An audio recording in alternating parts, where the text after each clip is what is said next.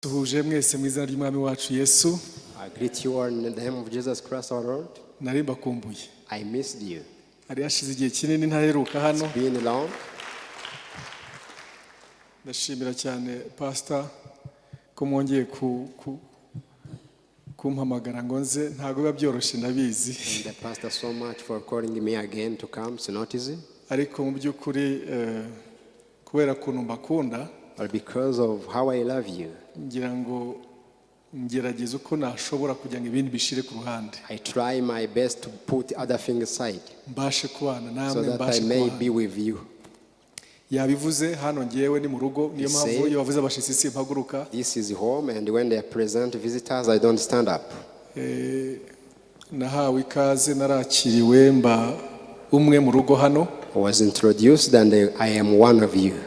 Hariko hari no kuba mu rugo usa nk'uhahatirwa genda hakunda ntago mbahatirwa. I am not compelled to live here. I love this place. Kandi shimye Imana kongera kubabona nyuma y'iminsi itambutse. And I thank God to see you again after so many days. Senior pastor na madamu. Be it the pastor and his wife. Pastor Deo na madamu. Pastor Deo and his wife. Pastor Celeste madamu Simon ariko ubonzi ko harahari. N'abakozi b'Imana mwese no mugisha kongera kubabona n'itorero. Servant of God, it's a blessing to see you as the church.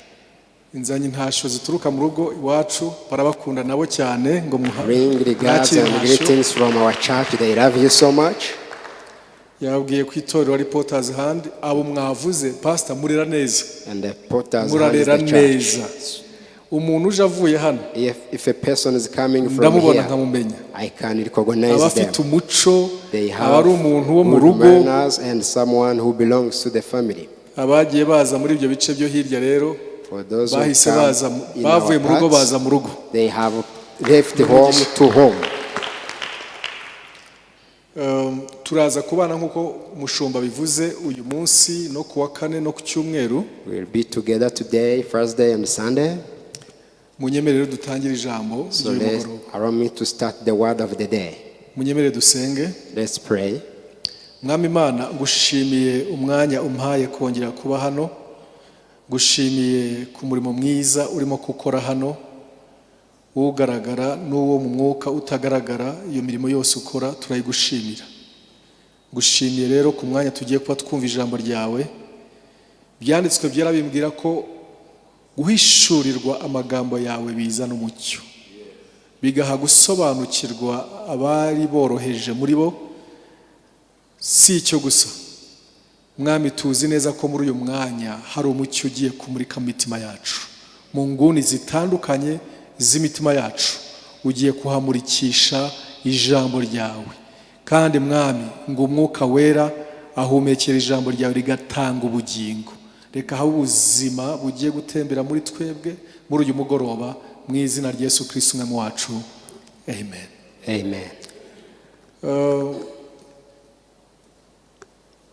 Teme nahawe tuzaba tuvugaho uyu munsi kuwa kane no ku cyumweru. The theme we will be discussing today, Thursday and Sunday, iravuga kwakira ubwenge bw'Imana. It's about receiving the wisdom from God. Turaza kureba ibintu bitatu rero uyu munsi kuwa kane no ku cyumweru tuzasorezaho. We receive three things that will conclude on Thursday and Sunday. Tureba ubwenge ni iki. We'll be seeing what is wisdom. That's what we are going to see today. And the second, how do we receive this wisdom? The third, what is the importance of this wisdom in our lives as Christians? Those are the three things we'll talk about today and Sunday. It's a good theme. Kandi ijambo ry'Imana ratubwira ngo ubwenge ni ikintu cy'ingenzi n'ingenzi niko Bibiliya ivuga mu Kinyarwanda. Ubwenge ni ingenzi. And the Bible says wisdom is valuable. Ijambo ubwenge rero rijya ryitiranwa cyane. So the word of wisdom is often confused. Cyane mu isi turimo ya none. More so in the world we live today. Isi y'uyu munsi the today's world, abantu bitiranya ubwenge n'ubumenyi. People confuse wisdom and knowledge. Bakitiranya ubwenge n'ubuhanga. And they confuse wisdom and intelligence. Ariko ibyo byose biratandukanye. But all those things are different. Turi mwisi yuzuye ubumenyi. We are in a world full of knowledge. Yewe ndetse dufite umwuzure w'ubumenyi. And we are full of knowledge.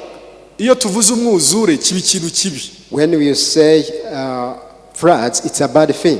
Ushobora kujya muri piscine ukoga ukagarura ubuzima ukumva umeze neza, ariko ikintu cyabaye umwuzure kiba ikindi. You can go and swim, but when it becomes flood, it's bad. Uyu munsi ubumenyi buruzuye. But today the knowledge overflows.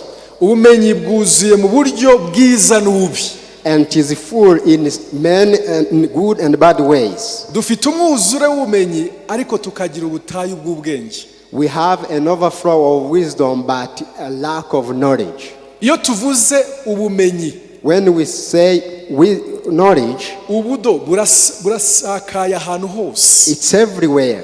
Kera umuntu iyo yabaga ari umuganga, in the past when a person was a doctor, yabaga yibitseho ubumenyi. He had knowledge.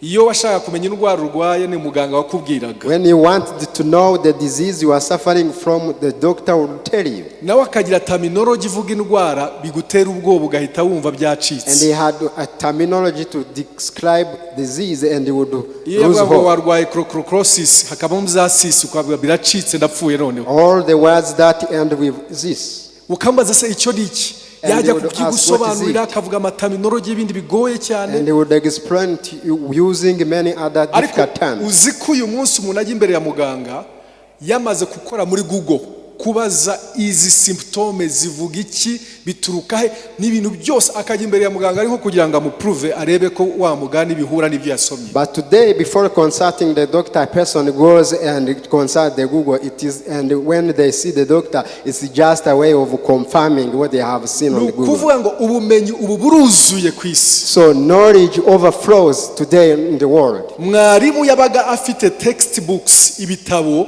birimo bya mate n'ibitabo by'ikintu runaka yibitseho yavanye muri kaminuza mu Bwongereza aho yize icyo gitabo utafa kukibona akageza akabigisha avanye muri cya gitabo hanyuma ibindi ntibumenya aho byaturutse. The teacher would have notes of the things they have learned where they studied in England, and then they keep their book and you wouldn't know where the knowledge is coming from. Uyu munsi ujya imbere y'abanyeshuri kwigisha, abanyeshuri bakoze research kuri internet hose, wibeshe gatoya baragukosora. Today you go to teach in front of students and they have conduct their search on Google. When you mistaken, they will correct you. Ujya kubwiriza uyu munsi, today you go to preach, watangiye kuvuga titre ugiye kwigisha. When you mention the title you are going to talk about, kuri YouTube yabonye abantu 35 babyigishaho uko nguko amartikle 1500 byose yagiye akora ku buryo ujya kwigisha ari nka comparaison. The people will have had many preachers talk about the same topic and they have a lot of 1,005 articles about, and it will be like a comparing you. Ibintu biratangaje ko uyu munsi nibwo hari ibitabo byinshi bivuga kuri mariage. It's amazing today we have many books that talk about marriage. Ariko nibwo mariage zifailing kurusha uko zigeze zifailing. But marriage are failing more than ever. Uyu munsi nibwo hari ibitabo bivuga leadership byuzuye mu mashelves hose, ariko nibwo hari leadership crisis kurusha uko yigeze. Today we have many books that talks about leadership, but we have a leadership crisis. Icyo bitubwira hari itandukaniro hagati y'ubumenyi n'ubwenge. It tells us there is a difference between knowledge and wisdom. Ubwenge buruzuye. Knowledge overflows. Ubumenyi buruzuye. Knowledge overflows. Ariko ubwenge burabuze. But wisdom is rare.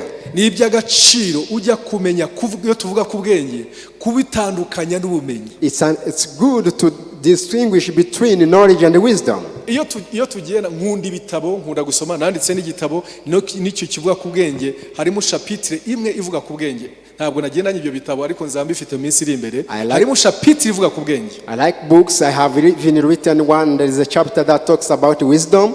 nkunda gusoma. I like to read. Niyo ni mu rugendo ngenda muri aeroport ntinda aho bagurisha ibitabo. Even when I'm traveling at the airport, I stay at a place where they sell books. Indege zansize kabiri kubera ko nabaga ndi mu bitabo nagiye I've lost my flights twice because of visiting the bookstore. Nkabona titre nkumviranguruye nkashaka kureba uko kivugaho, nkabona iri titre nayo nkumviranguruye, aeroport ugerayo ugasanga amatitre atarabaho, ariko wajya mu buzima bwa buri munsi ugasanga bwabaye empty.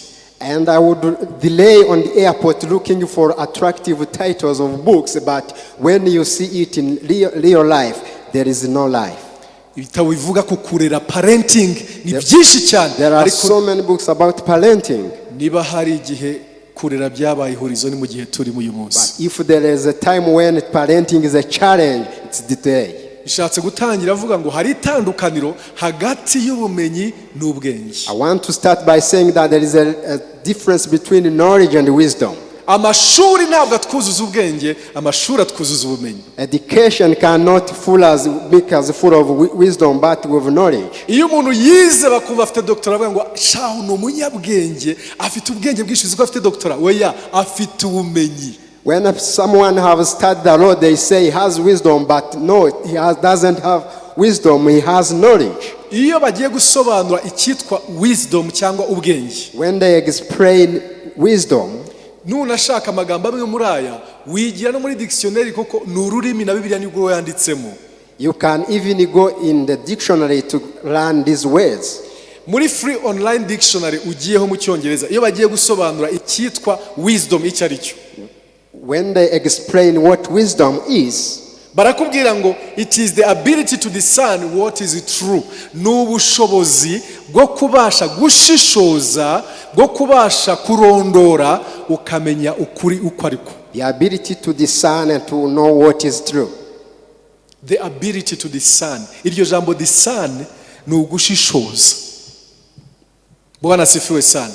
So hanyuma wakomeza muri Wikipedia na ira defininga wisdom ikavuga ko ari ugushobora gukwaplika the knowledge mu buryo bukwiriye. Wisdom in Wikipedia is defined as being able to apply what you have learned.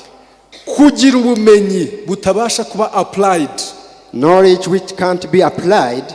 Nari mfite mwarimu yaratwigishaga science ndi muri primaire. I had a teacher who taught us science in the primary school. Nari mu gihugu cy'amahanga. I was in a foreign land. Akatwigisha muri science, atwigisha isomo rya science atubwira smoking, kunywa itabi uburyo ari bibi. He taught us science and talked about smoking and its effects. Akadefinisa smoking mu cyongereza akavuga ngo smoking is the frequent use of tobacco. Kunywa itabi no kuhora umuntu ari nywa buri munsi kenshi inshuro nyinshi. Yaranze akavuga ngo ingaruka za smoking. And then he will talk about the consequence or the effects of smoking. Bifite ingaruka. Yavuga ingaruka akavuga indwara zimwe na n'uyu munsi sindabona uko zisa.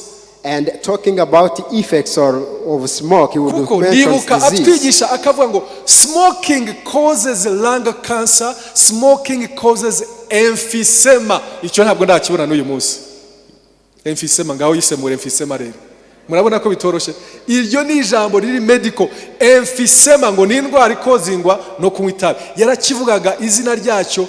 Smoking causes emphysema. Mwumva ndagitinye sizigeranywa n'itabi kubera emphysema. Would you tell us that smoking causes emphysema and I would fear it that I will never smoke? Icyantangazaga muri pause. And what could amaze me in the break? I would see him smoking. Uyu mugabo emphysema arayivuga gusa ntabwo yize. The guy is talking about only this disease without knowing it. Hari naho yageraga yari yabaye addicted ku itabi ku buryo yibagirwaga yangwa yari afite yandikishaga ku runtuza akibagirwa akajya kuyima.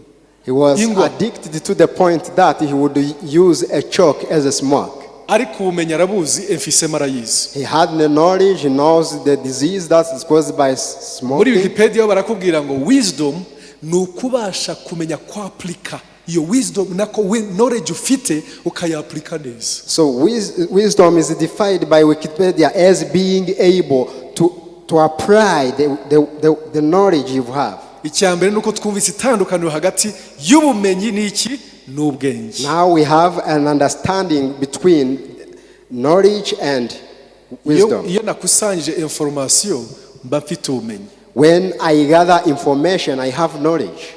Iyo information buryo nzayikoresha rero niho hagaragarira ubwenge. So wisdom is manifested through the way I apply this information. Hanyuma n'ijambo ubwenge ubwaryo. So the word wisdom itself. Ijambo ry'Imana rikatwigisha ko birukubiri hari ubwenge bw'uburyo bubiri. The word of God that there are the wisdom of two ways, of two kinds. Ku buryo tutabyitiranya. We can't confuse the two. Tuhasome mu ijambo ry'Imana. Let's read the word of God. Muri Yakobo ibice bitatu. James chapter 3. Gomba kuba ndi mu kuvuga ibyavuzweho ariko ijambo ry'Imana ryo hari isubiwemo. Maybe I'm repeating what has been said, but it's good when it's repeated. 3:13 Ninde muri mwe w'umunyabwenge kandi w'umuhanga niyerekanishe ingeso nziza imirimo ye afite ubugwaneza n'ubwenge. Ariko niba muhorana amakimbirane akaze mu mitima yanyu mugahorana intonganya nimukabyiratane ngo mubeshere ukuri, bene ubwo bwenge sibwo bumanuka buvuye mu ijuru, ahubwo n'ubw'isi n'ubw'inyamaswa abantu ndetse n'ubw'abadayimoni. Kuko aho amakimbirane n'intonganya biri ariho no kuvurungana kuri no gukora ibibi byose. Ariko ubwenge buva mu ijuru irya mbere bukoze iki? Buraboneye kandi n'ubw'iki? N'ubw'amahoro. Cya gatatu n'ubw'iki? N'ubw'ineza. Bwemera ko iki? Kugirwa inama. Bwuzuye iki? Imbabazi. N'imbuto zimaze zite? Imbuto nziza. Butarobanura kuki? Ku butoni kandi butagira uburyarya. Atweretse ko hari ubwenge bw'ibyiciro bingahe? Bibiri. There are the wisdom of two kinds. Uyu munsi rero today abo isi yita abanyabwenge, the people the world calls wise, hari monde boparatingiramo. There is a world in which they operate. Iyo umuntu ashobora gukorera company, if a person can work for a company, akamenya gucurungutanya imibare kugira ngo imisoro ntize kuba yose, and know how to steal so that they may not pay full taxes, uriya ni umunyabwenge. We say that a wise person uriya ni umunyabwenge, is a wise person. Ariko kariya kana akanyabwenge kazitunga. That man will make himself, he will help himself. Isi yita ubwenge, what the world call wisdom, n'iby'Imana yita ubwenge biratandukanye. And what God call wisdom is different. Bwana sifiwe sana. Praise Jesus. Hari itandukano hagati, hari ubwenge Imana itanga. There is a wisdom that God gives. Bibiliya tubwira ngo ubwo bumanuka buva hehe? It comes down from heaven. Ubwo ni Imana ibutanga. This is given by God. Ubwo ni Imana ikora iki? Ibutanga. Given by God. Ubwenge tube tuvugaho rero muri iyi minsi. So the wisdom we are going to talk about, n'ubwo ubwenge Imana itanga. It is the wisdom that's given by God. Bwana sifiwe sana. Praise Jesus. N'ubwenge Imana itanga. It's the wisdom given by God. N'ubwenge buboneye. It's pure. N'ubwenge butunganye. It's pure. N'ubwenge bw'ineza. It's ubwenge bumanuka buva mu ijuru. It comes down from heaven. Bivuze ko isoko inkomoko y'ubwo bwenge ni Imana. The origin of this wisdom is God. Ariko biratwetse ngo hari n'ubundi bwenge bwa pirate. But there is another fake wisdom. Ubwenge bw'isi. The wisdom of the world. Waruzi ko ikintu cyose cy'Imana isi gipirata? Did you know that everything that the world has a fake thing about it? Igihe Mose yagiye kwa Farawo akajya kumwereka yuko hari imbaraga z'Imana, hari ubushobozi bw'Imana akoresheje ya nkoni. When Moses went to see the Pharaoh using the staff from the Lord, Farawo yaramubwiye ngo ibyo gusa kankuhamagara abakonikoni banjye muze baraza, kandi bo bagiye gukora nta nubwo bari bafite inkoni imwe, zari nyinshi. Pharaoh said, let me show you my sorcerers what they can do, and they had many staff. Ariko ngo bakubite hasi inkoni zabo zihinduka inzoka. When they put down their staff, they become snakes. Inzoka ya Mose irazisakuma. But the snake of Moses ate them, swallowed all of them. Umva nkubwire. Let me tell you. Isi nayo ifite ubwenge. The world also has wisdom. Ariko ubwayo ntabwo ari ubwenge bw'Imana. But the wisdom is not the wisdom from God. Bibiliya tubwira ngo nituzitiranye ubwenge bw'ijuru n'ubwenge bw'isi. The Bible is telling us not to confuse wisdom from heaven from the wisdom of God. There is a difference between the world's wisdom and God's wisdom. Standard yacu ku bwenge igomba kuba ari standard y'ubwenge buva ku Mana. To be a standard that comes of wisdom that comes from God. Ubwo rero nta handi hantu buturuka. There is nowhere else it comes from. Ni Imana itanga ubwo bwenge. God who gives this wisdom. Ni nabwo twifuza muri iyi minsi tugiye kuba tuvuga nibwo ijambo ry'Imana ritubwira. It's the wisdom we want when we are talking about ubwenge buva mu ijuru. The wisdom from God. Ubwenge buva ku Mana. The wisdom from God. Ubwo tumaze kumva ko butandukanye n'ubumenyi tukamva ko butandukanye n'ubwenge isi yita ubwenge. Because it is different from the knowledge and what the world calls wisdom. Nibuka turi muri kaminuza. I remember when we were at university. Hari abasore. There were young men. Bari abahanga. Who were very intellectual. Mu gukopera. Who were very skilled at. Iyo twabaga tugiye gutangira ama examen. At cheating. Iyo twabaga tugiye gutangira ama examen. When we were about to start the exam. Bari hutaga bagafatirana inguni. Ya nguni ifite imbere ari urukuta no ku ruhande ari urukuta. They will go in a corner where surrounded by walls. Aho niho bicaraga. That's where they would sit. Kugira ngo imbere nta mwari muri buturukeyo. Because there will be no teacher from front and on the side. Biramugabanyirije aho areba. So it will reduce his vision of what he see. Bambwira ngo ubwo n'ubwenge buva ku Mana. Is that the wisdom from God? Ese umurimo kwiga medicine yo kuzabaga abantu. A person who is studying medicine to perform surgery. Akaba ari mu gukopera. And he is cheating. Akaba ashaka ibyo asubiza ngo abone ko mwarimu amuha amanota ariko nta bumenyi yagize muri we. And he wants to cheat to respond without knowledge. Azabaga umuntu understanding anatomy y'uwo muntu. How will he perform a surgery without understanding the anatomy of that person? Mu manota arayabona abona na distinction niba ajya no gutanga buruse arayibona mu bambere. You can get marks and distinction and get a scholarship.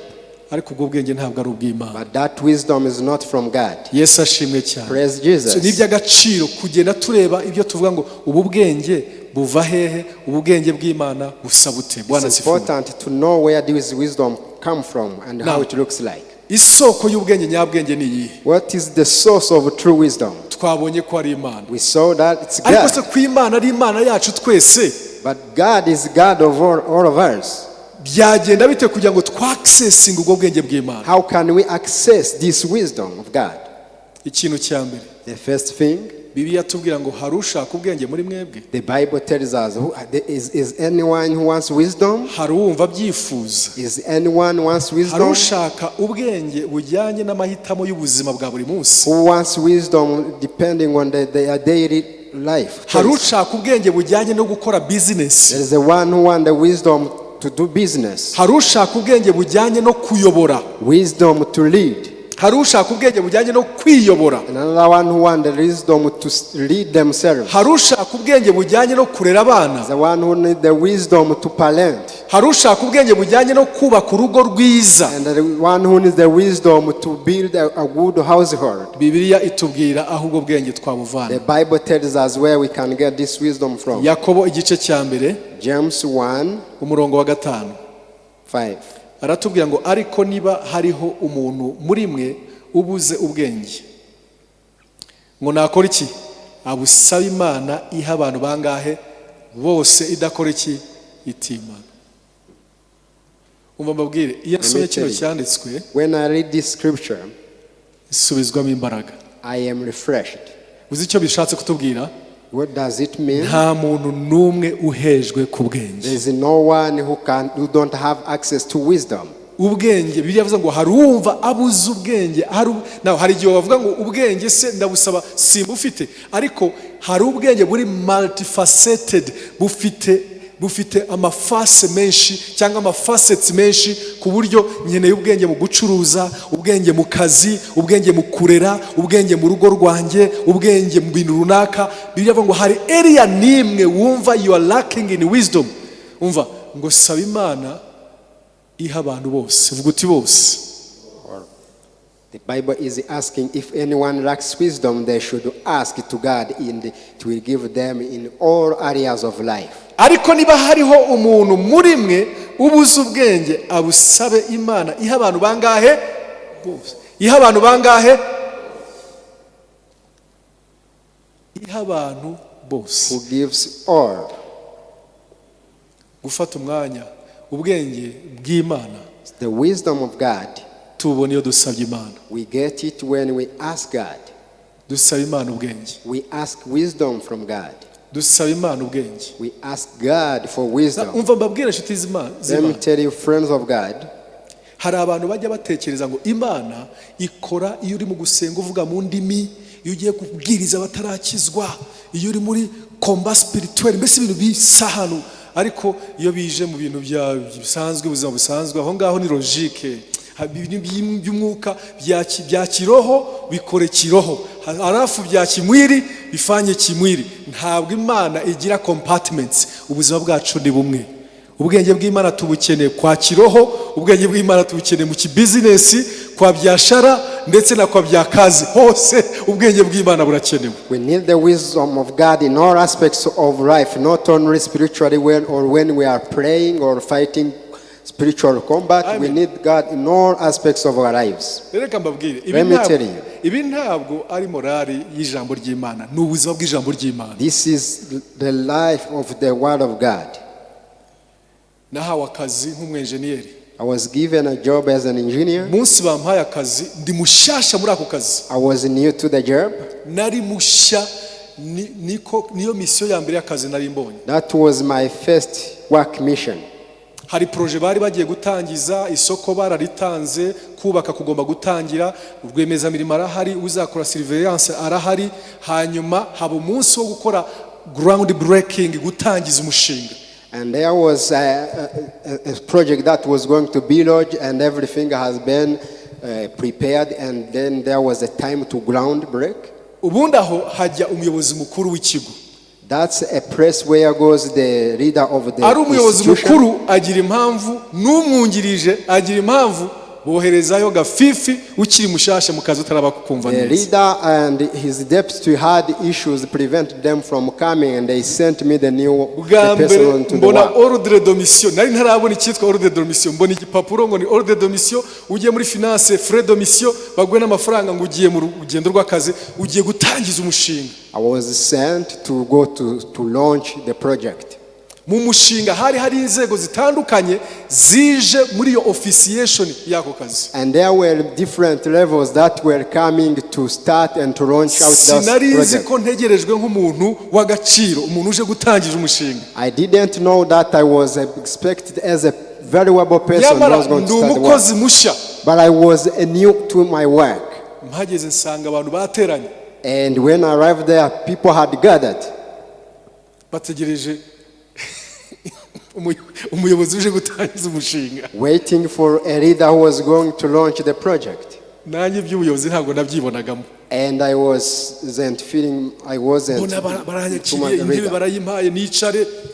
Then they gave me a seat. Bati rero inama iratangiye, inzego zitandukanye zibirimo, uyu mushinga tuwuhuriyeho, hanyuma rero hazaba ejo hagomba gutangira imirimo yo kubaka, igomba gutangira rwemeza mirimo hangaha na surveillance barahangaha. Ubwo rero igisigaye ni ijambo ry'ugiye gutangiza uyu murimo kutangira. All the partners were present. Then they said the entrepreneurs is there. Then what remains is the speech of the leader.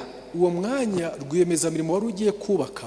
And that moment the entrepreneur who was going to build, atavuga atari ko twatangiza umushinga mu mbabarire mu mfashe, hari detail nabonye zitagaragaramo, mu myemerere ko nkomeza uko iri cyangwa se ntakomeza uko biri. And you will allow me before launching the project, there are details which are not in the project, allow me to start as it is, or we will include them. Arambwira ngo inyubako, he said the building, ikigaragara nuko nta fondation irimo. It has no foundation. Ubundi muri fondation hari ibyo twita semere, footing, biba birimo hasi. Hano hirya abashaka kuzamenya footing muzajya hano inyuma muzahita mubona footing nuko zatambutse. Hari footing, hari sukorone, hakaba n'icyo twita longrine. and a big line connecting all the ibyo parts of byose the house. uwakoze inyigo yarabisimbutse. The person who made that sinzi niba yarabisimbutse nkana ngo umushinga ugira amafaranga make bizaza nyuma, simbizi ndi mushasha. I'm not sure why they jumped that. If it was an issue of reducing the money, I don't know. I was new to the project. Nubwo ndi musha ndavuga nti nasobanure uwakoze inyigo ari hano atubwire impamvu footing n'ibiki bitarimo. Aravuga ngo tuzahera ku nyubako zihari tuzamuke. Ugiye kubaka etage ushingiye ku nyubako zubatswe mbere y'intambara kandi zitari etage, zifite amatafari yubatse hagati arimo ibitaka nta nubwo ari n'umucanga, hanyuma ukore etage uzamuke. Rero the architect who was there said they will start construction from existing houses which were made of bricks and built in the past. Sinzi aho byatangiriye, project uko bayitangiye sinzi. I didn't know how the project started. Ndamubwira nti iyi project, I say this project, ko dukeneye kuba twahera hasi ntabwo twahera aho biri. We need to start from the very beginning. We cannot start from where it is. Ubyirengere ibyo birongera ku mushinga miliyoni 40 z'icyo gihe zari nyinshi wasanga nka rundi mushinga. Urazirengera. It will be your responsibility. Ibiro narabikoze mbi presenting mu bayobozi barabyakiriye barabyemeje ubwo hasigaye nahawe. I present this to the leaders and they have approved this, then you take the responsibility of the rest. Abayobozi biremerwa jewe ukiza mu kigo bohereje ni jewe uje guhindura ibintu gatebe gatoki. So I, the person who was the new to the institution, am I the one who was going to change things? Habaho undi muntu arambwira ati maze ibintu bigenda ubyitondamo uri mushasha mu mushinga. And another person told me, be careful, you're new to the job.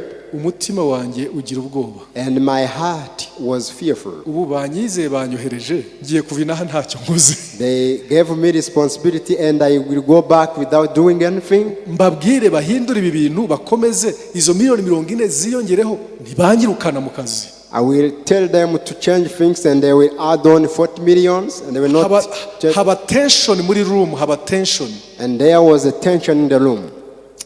Numva mbizicyuya. I sweat.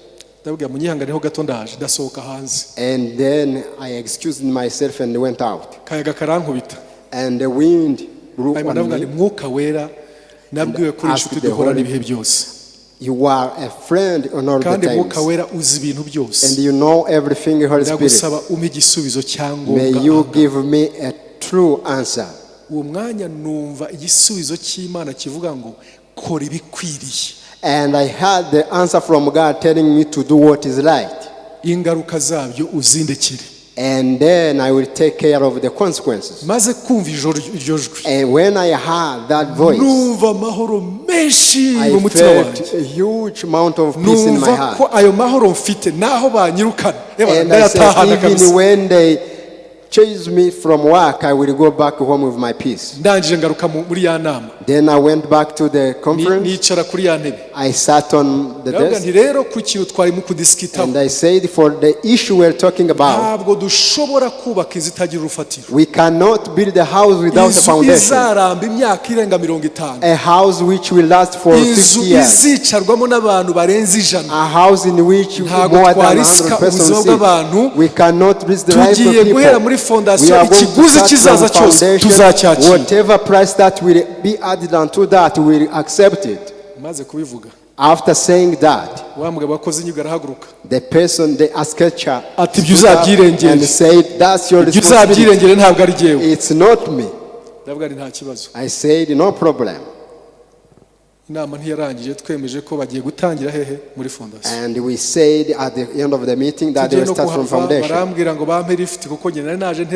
Because I came to the meeting when the motorbike, they said they will give me a lift. You understand that kind of leader. Can we give you a lift? Because from their voices had almost strangled. Beyond their ways, there came the voice of Satan as well. And the Satan talked to me for some time. And he said, that's how you are ending your job career. Who are you to start to engage the country? That's the end of your job. wagize n'ibyago ubona iyo batuma undi ntibatume wowe. If only they had sent another person. Ayo majwi rero nyongereho kugendera mu modoka za lift z'abantu twahanganye. And those voices including going in the lift of the people who were discussing. Ndatega punctuel yacu nicaramo ya majwi yakubita nkibutsa iby'Imana yambwiye. Nsigara byenye. Ngeze ngo hari mu ntara ngeze i Kigali. When I arrived in Kigali, mwuka w'Imana nanone amubundi bwenge. The spirit of God gave me ibyo wakoze rero ubanze nimero intambwe ya mbere hitujya ku muyobozi mukuru w'ikigo ujye kumubwira ibyabaye. Go to the leader of the institution and tell them what has happened. Njya ku muyobozi. Then I went to see the leader. Mangira amahirwe ari mu biro barambwira ngo ngwino murebe ndagenda nabimuganiriza uko byagenze ariko nkabimuganiriza afite ubwo. Told him what has happened, but I was shaking. Ndamusobanurira mbwira ko nasanze nta fondation yari And I iteganyijwe told him there was no foundation that was planned. He listened to me. Nkumva ndashaka kureba amagambo agiye kumutuka muri yagiye kumbwira ati and I was waiting for the words that would come out of him. ariko amahirwe ngiye kubantu barambwira ati icyo wakoze ni cy'ubwenge. He said what you did is a wise thing. Atubundi iyo nzu yari kuzuba kwitagira fondation ikabahita. How would a house survive without a foundation? Aho fete niyo mpamvu twashaka umuntu w'umwenjeniyeri ahantu ngaho. And that's the reason why we needed an engineer in this place. Noneho ndimo kumanuka mva mu biro bye ngiye hasi. And when I was going upstairs from his office, n'umwungirije wagombaga kuba ariwe wagiyeyo. I met the one who was to amfatira muri za koridoro aramfata amfata ukuboko. He niko sha caught me and he said, byageze bite ngwino mbwira what happened? Come tell me. Arangurura anjyana mu biro bye. He took me to his office. Arambwira ati mbwira. Tell me. Byageze bite? What has happened? Ntangira kumubwira uko byagenze. I told him what happened. Nkimubwira zabiranwa n'uburakari. And then after telling me, as I was telling him, he was very angry. And he said, what has happened? After extension, number 1. And he started to call. Hello. Uyu muhungu anyita n'umuhungu wo mwanya. Uyu muhungu izo bintu yakoze. This man, you know what he has done. Where we sent him, he's misrepresented us. Aravuga n'uburakari bwinshi mubona no kumaso. He said with a lot of anger. Ngaje kurangiza yambwira ati yabimbwiye kandi yakoze ikintu cy'ubuhanga n'ubwenge cyane. He told me and he did a wise thing. Arambwira ati ati ibyo wakoze nibyo. And he said surely yarandahiyeho ubutaka nari mfuye. Tekereza iyo mbanziriza hangaha. Imagine if I had started from the deputy. Kazi nari ngataye. I would have lost my job. Vuga ubwenge bw'Imana. Say the wisdom of God. Nasohotse gato mva mu cyokere cya shambure yaho ngaho. I went down a bit and asked the Holy Spirit. Nge nizera ko muri engineering mwuka wera arakora. Ubwenge bw'Imana burakora mu gufata ibyemezo biri political, military, business, family, leadership. Ubwenge bw'Imana nta hantu na hamwe budakorera. The wisdom of God operates everywhere. Cyambere ngo harushaka ubwenge muri mwebwe. Does anyone wants wisdom? Nawe saba Imana ibuha abantu bose. Let him ask for God who gives to all. Vuguti ibuha bose. He gives to all. Abashoboye kuyisaba. Bwana sifiwe sana. Praise Jesus. Ibyo bituma buri munsi ni mukurera se hari igihe challenges zo kurera ziraho kwazo, challenges z'urushako ziri ukwazo, challenges za leadership, challenges za kazi, challenges za business. Reka nkubwire impande zose twugarijwe na challenges ariko hari ubwenge bw'Imana ujya buduha away out of that. But there is a wisdom of God that will be ndashaka gutera inkunga hari abantu kunaba yararezwe yarabaye imfubyi papa na mama bagapfa hakiri kare agahora afite complexe yumva hari icyuho ngo wenda iyo bana nabonye mama cyangwa papa mba ndi umunyabwenge baba barambwiye uko nari kwitwara mu buzima umva wagize ibyago barapfuye ntiwabagarura ariko nkufitiye inkuru ziza hari itanga ubwenge itimana ibuha bose bayisaba ubwenge bw'ubuzima ubwenge bwa business ubwenge bwa kazi ubwenge bwo kurera abana ushobora kuzarera abana bawe bakatubwira ngo ariko modeli y'ababyeyi warebeyeho ni bande aguti our father in heaven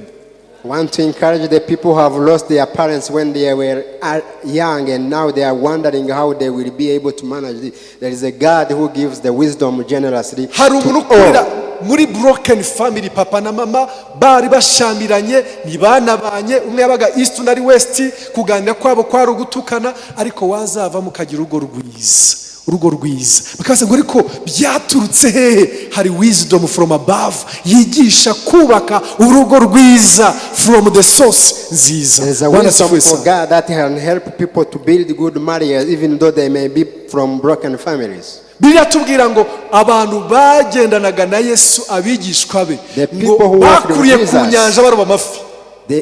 They were fishers. Bakurikiranye ngo seve yabo primaire bayize he? Bari ku mazi. Secondary bagiye he?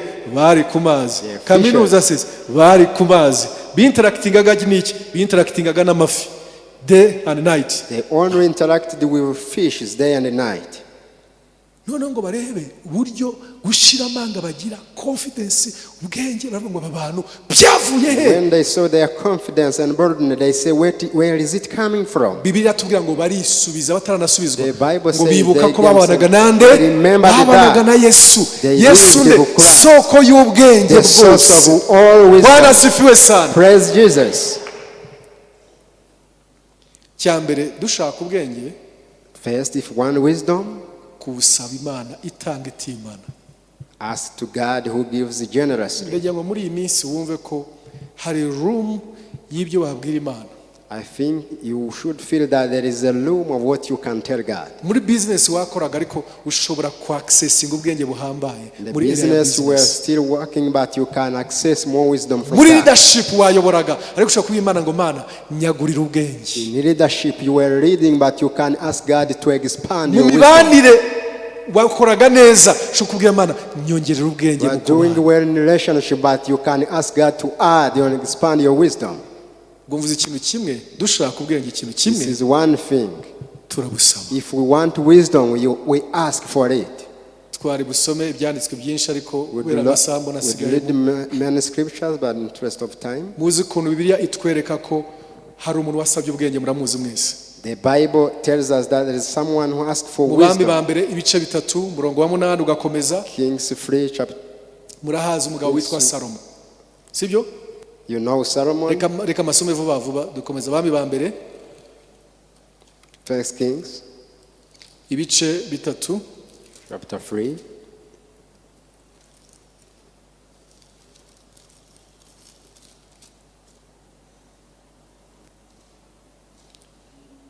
Umurongo duhere kwa 8.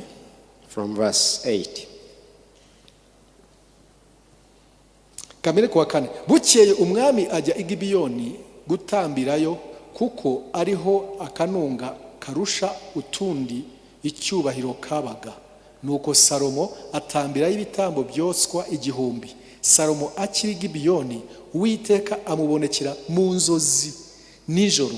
Imana iramubaza iti nsaba icyo ushaka nkora iki nkiguhe. Salomo aravuga ati wagiriye data Dawidi ineza nyinshi kuko yagendanaga ukuri no gukiranuka imbere yawe agutunganiye mu mutima we, kandi wamugeneye kumugirira iyi neza ikomeye.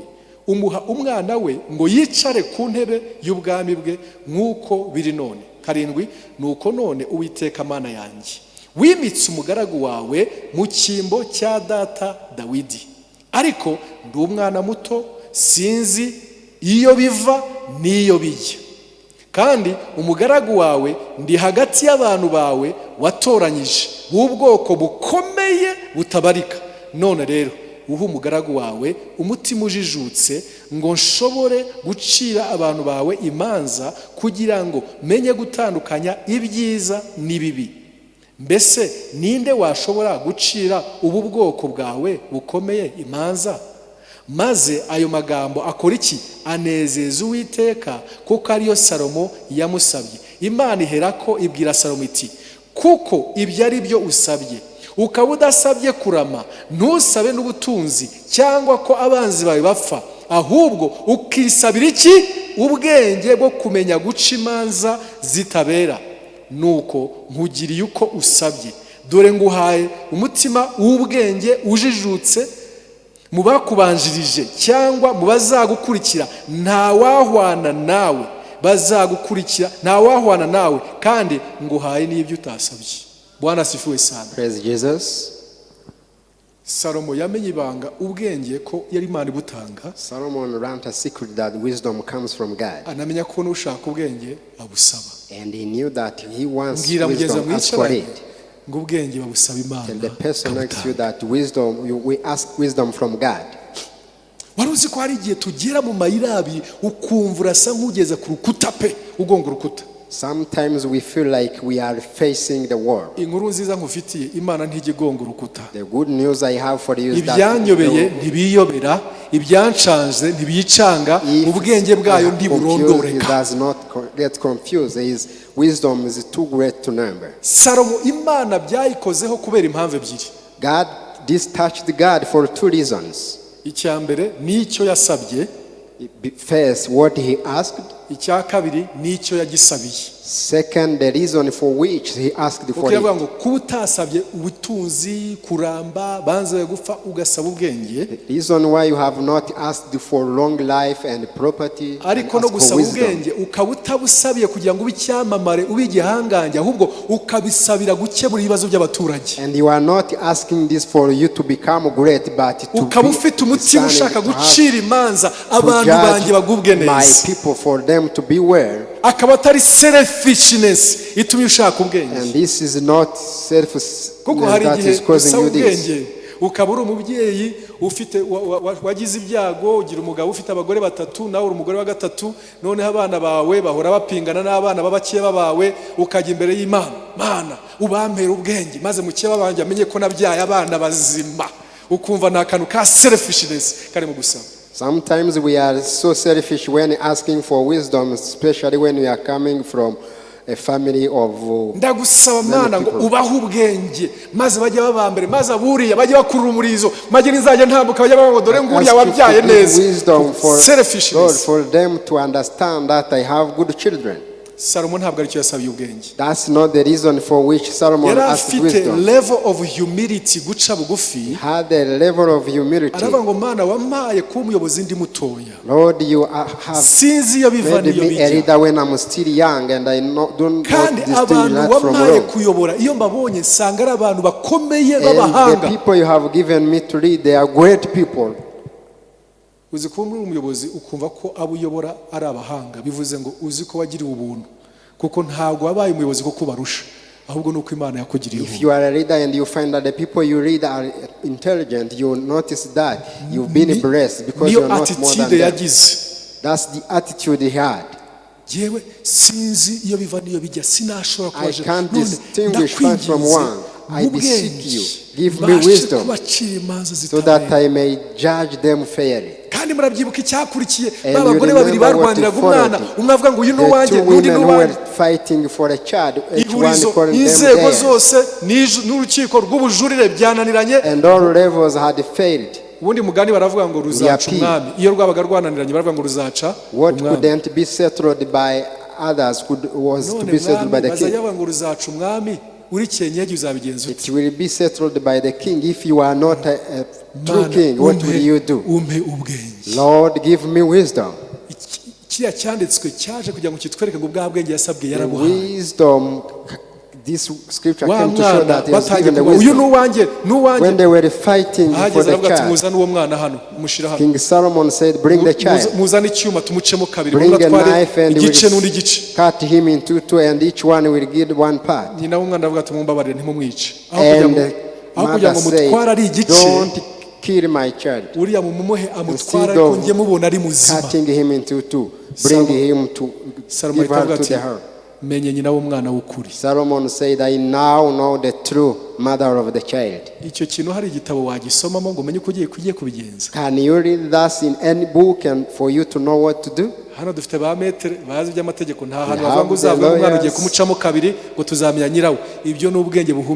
This is a wisdom only breathed by God.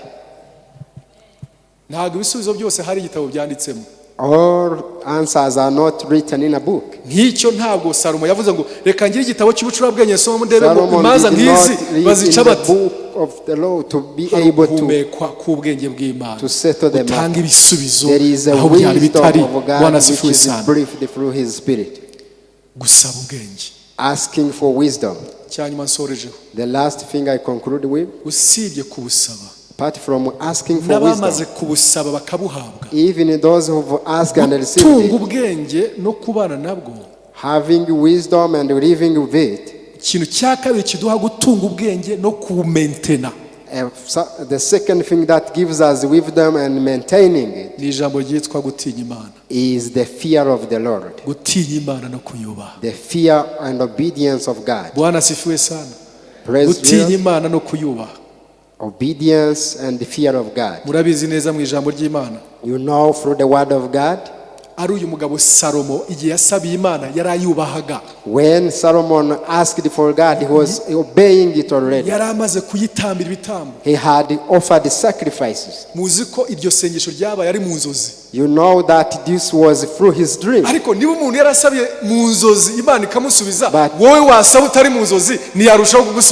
if a person asks through dreams and God responds, how much more will he respond to you when he asks? And this prayer happened in a dream and ended up materializing in real life. And even when we go to where we should say, may you help us, Lord, to pray in our dreams. But he feared God. Remember the time when he abandoned his faith to God. He wrote all other Ecclesiastes book talking about the vanity of life. Zaburi 119 umurongo wa 99 n'uwijana. Psalm 119. Zaburi 119. Psalm 119. Umurongo wa 99. 99. Uravuga ngo it says, mfite ubwenge buruta ubw'abigisha banjye bose, kuko ibyo wahamije ari byo nibwira. Ndajijuka nkarusha abasaza, kuko njya nitondera amategeko wigishije. Bwana asifiwe sana. Praise God. Ntabwo ubwenge bugwizwa n'imyaka. Wisdom is not increased by years. Kereka bwa bwenge bw'isi bwo wabugwiza mu myaka. Apart from the wisdom of the world, you can gain it from the time you spend on earth. Tubayeho ubuzima bwubaha Imana, butinya Imana. But when we live a life that obeys and take care of the word of God, it brings the wisdom of God in our lives. It increases wisdom in our life. The Bible says the wisdom is of God. The fear of the Lord is the beginning of understanding. Uyu munsi kubaha Imana byaratakanye. The fear of the Lord today is disappearing. We have lost the fear of the Lord. No mu bakristo no mu bakozi b'Imana. Even among Christians and the servants of God. Ndakurahiye ntushobora kugendera mu bwenge bw'Imana ugendera mu byaha. I'm telling you the truth, you cannot live in the wisdom of God if you are sinful. Kubaha Imana bikurura ubwenge. The fear of the Lord brings wisdom. Kutubaha Imana byirukana ubwenge bw'Imana. And when the disobedience of God chases away wisdom. Munyemere duhaguruke iminota ndabona yabaye. Allow us to stand. Let's stand up.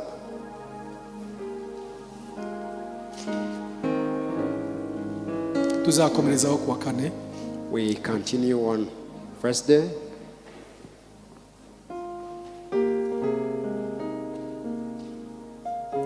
Ndagira ngo muri rino joro ufate umwanya ubwira Imana uti hari areas z'ubuzima bwanjye nkeneye mu bwenge bwawe.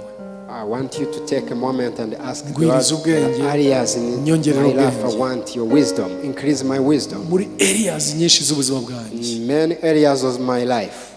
hari igihe usanga ubanye neza mu rugo rwawe ariko imibanire n'abandi biragoye, cyangwa se mu kazi urastrugglinga, cyangwa muri business, mu gusenga urabyumva neza, mu kubwiriza urabyumva, byajya mu kazi ugasanga hari ubipfira. Hari Imana itanga ubwenge muri areas z'ubuzima bwacu bwose. The God who gives reason in all areas of our lives. Ndumva nshaka kukubwira byose, kuko mwami nizeye kunyumva. Ndumva nshaka kukubwira byose, kuko mwami nizeye kunyumva. Ndumva nshaka kukubwira byose, kuko mwami nizeye kunyumva. Subiramo ayo magambo, ndumva nshaka kukubwira byose.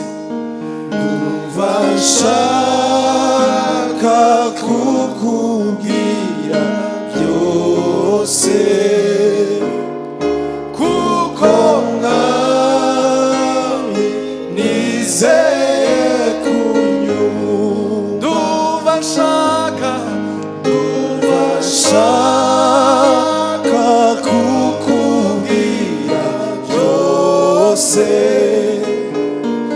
kuko mwami nizeye kunyumva.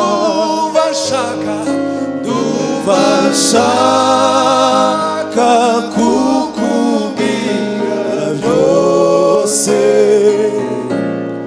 kuko mwami nizeye kunyumva. Data mwiza, tuje imbere yawe uyu mugoroba twese, buri umwe afite icyifuzo mutima we, buri muntu wese muri twebwe. Hari ahantu tugera tukumva turajijwa, hari aho tugera tukumva biraducanze, hari aho tugera tukumva biratuyobeye, intambwe ikurikira tutazi uko twayitera. Ariko uri Imana itanga ubwenge, uri Imana ibutanga utimana, uri Imana ibuha abayigusaba bose utimana. Ijambo ryawe ni ukuri, ijambo ryawe ntabwo ribesha. Riravuze ngo hari ubuze ubwenge nabusabe. Imana ibutanga kuri bose, ku bagore, ku bagabo, ku bana, ku bakuru, ku basaza, ku bakecuru, ku mfubyi, ku bafite ababyeyi. Ni Imana ibutanga, ni Imana ibutanga ku bagusabye. Rino joro mwami,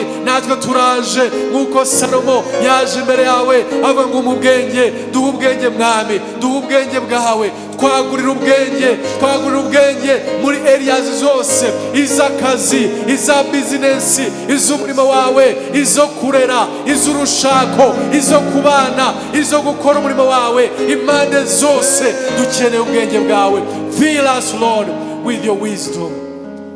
Fill us with your wisdom. Fill us with your wisdom, God. Fill us with your wisdom, God. Fill us with your wisdom, God. Kuko mwami nizeye kunyumva. Ndumva nshaka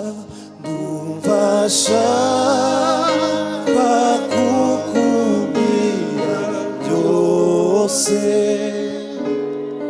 kuko mwami nizeye kunyumva. Reka twese dutuze. So be quiet.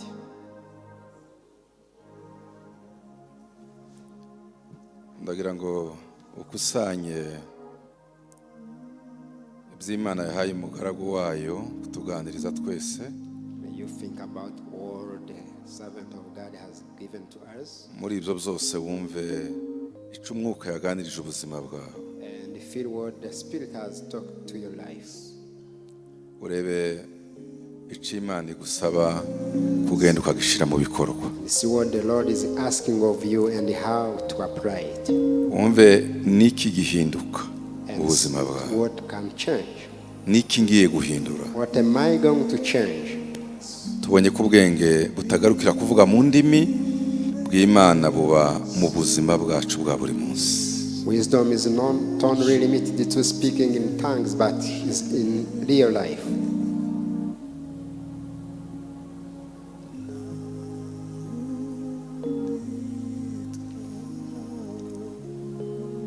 Mana, twakiriye ijambo ryawe, twakiriye ihishurirwa uduhaye. Receive your revelation. Reka tugendere mu byo Umwuka Wera yaduhishuriye. Let us walk in the revelation of the Holy Spirit to us. Ibyo waduhaye tubishire mu buzima bwa buri munsi. Supply this in real life situation, daily Ari life, twebwe tubone ko hari cyahindutse mu buzima, that we may see changes in our lives. abatureba babibone ko hari May cyahindutse. it be seen by those who see us. Uko uyu mwaka yiteme ntiyaziye ubusa, Because this film hari did icyo not yaje come in vain. gukosora It has mu come to buzima change bwacu, something in mu our miryango lives, yacu, in our families, mu mirimo dukora, in what mu we buzima do, bwacu bwa buri in munsi. our daily lives. Uwo mugisha umugaragu wawe, Bless your servant, wamuhaye ihishurirwa ritangaje. given him an amazing Teguye revelation. kwakira kuwa kane no ku cyumweru, Receive again on ukomeze Thursday and utugaburire. Sunday. Icyubahiro n'ishimwe bikomeze Glory kubizaho. and praise to be to you. Tuguhaye amashi menshi impundu. Our love praise to you. Murakoze cyane, Thank you so much. mugende mushire mu bikorwa ibyo Umwuka Wera Go and yabaganirije. apply what the Holy Spirit Tuzabonane has kuwa kane, tuzaba turi kumwe nawe. done. Let us meet on Muzaze Thursday, we'll be mwakire together.